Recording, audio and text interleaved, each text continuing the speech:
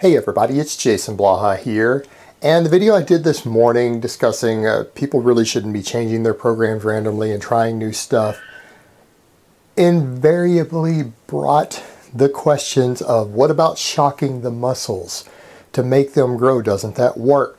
What about muscle confusion that so many trainers and people talk about? What about that stuff? How does that fit into the equation? Are we ignoring that? And the answer is yes, we're ignoring that. Now, the other thing is people are talking about just growing. There's more to training than growth. This isn't even a bodybuilding channel. I do give some information for bodybuilders with an overall fitness, athletic channel, strength training channel with a heavy focus on strength training, obviously because I am a strength athlete. I compete in strength sports.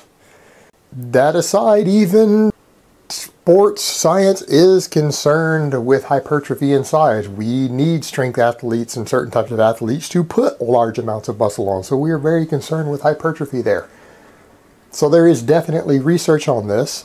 But the thing is, bodybuilders versus sports physiologists, there's a big disconnect. Most people don't realize that most bodybuilding training does not come from the sports science world. It came from magazines. It came from the Joe Weider world.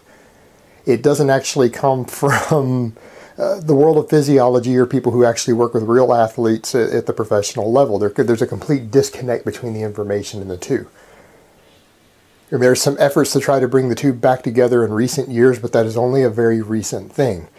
The thing is, shocking the muscles and muscle confusion is something that bodybuilders kind of came up with in their culture because they don't understand training programming to try to find ways to get around plateaus without really understanding the adaptation process in the human body. They're like, well, we obviously need to change something, so we shock the body or we confuse the muscles as an after effect because they've stalled.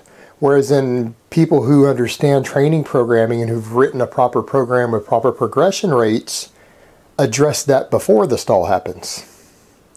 It's part of the program. It's pre-written in that we know that these things will happen for athletes of different levels of performance at different rates. And your program has things in there to either immediately address it when it does happen or to prevent it from happening in the first place. You don't need to shock a muscle or confuse it to make it grow. What you need is appropriate training stimulus through appropriate workload, volume, frequency, combined with enough nutrition and enough sleep to cause a muscle to grow. Those factors are what's going to cause a muscle to grow.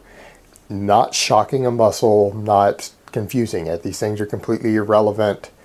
This is part of a smaller fringe culture that just needed a way to try to sort out how to deal with plateaus. And these are the terms and things they came up with because they don't really always understand proper training programming and how to prepare for these things ahead of time. So there's no need to really think about those things. You can disregard them.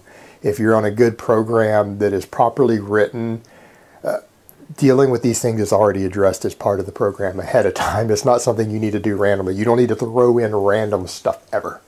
All right, guys, but that's really all I have to say on that today. I hope it has been informative, and I will talk to you guys next time.